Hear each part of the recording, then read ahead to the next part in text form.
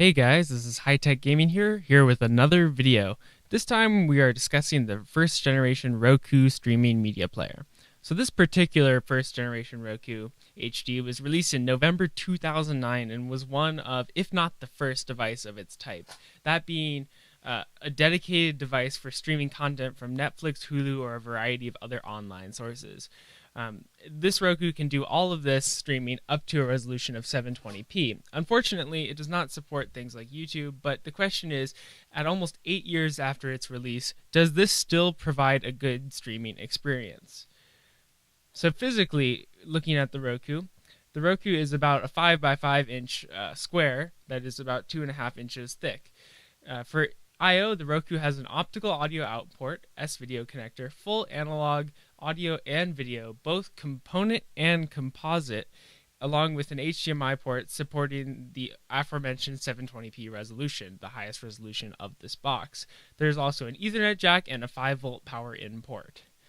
Internally, the Roku sports a 400 MHz ARM processor with a quarter gig of RAM, Wi-Fi connectivity, and 64 megabytes of app storage. This is really the biggest limiting factor of the device. Initially, the Roku HD cost around $100, but now you can fetch one on eBay for around $20 US. I honestly had pretty high hopes for the Roku going into this test, and I expected it to do well, even in 2017.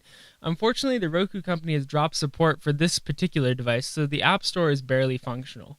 Luckily, I already had the apps I needed, and they seem to work just fine. If you can get over the dated Netflix app, streaming works quite well. While not quite as fast as the Netflix app on our Xbox, it definitely works, and the 720p streams don't look that bad, even on our 4K TV. The search feature is a little glitched, but entering your term, then exiting and restarting the Netflix app fixes the problem, and I had a similar amount of success with the other apps I tried.